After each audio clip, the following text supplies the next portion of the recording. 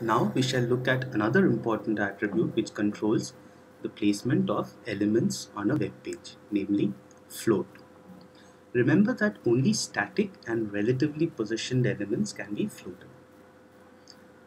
The float attribute is useful in placing an element either towards the left or towards the right within its container and allowing other elements to kind of flow around it in the available space, right?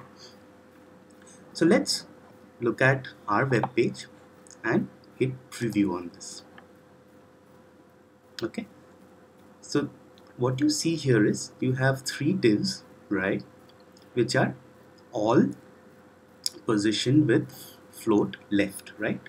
So let's look at the CSS file and the class members. So if you see, look at the class members, you have a float left attribute specified.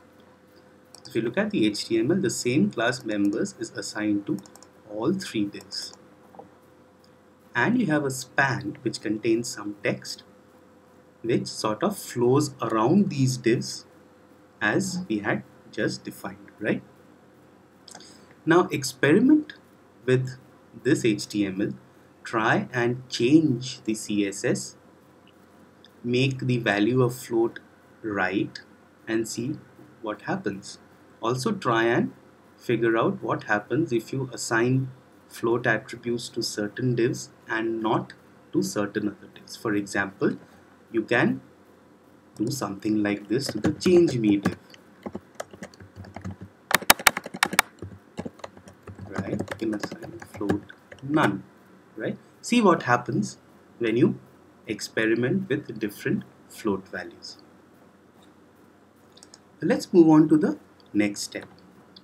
Here, as we saw in the previous step, that since all these three div elements are floated to the left, the span content flows around it on the right. But what if you do not want that to happen? Well, CSS provides a clear attribute for just that particular case. Now let's show you an example of the clear attribute and see how it works.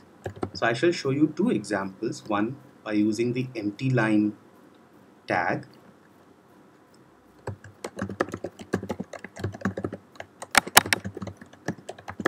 So let me enter a clear attribute with value both. Let's save this and hit preview. So as you can see, the span content no longer flows around the left floated divs. Now since we've used float left for all our divs preceding the span, I can just specify a clear left and that will do the same job for me, right?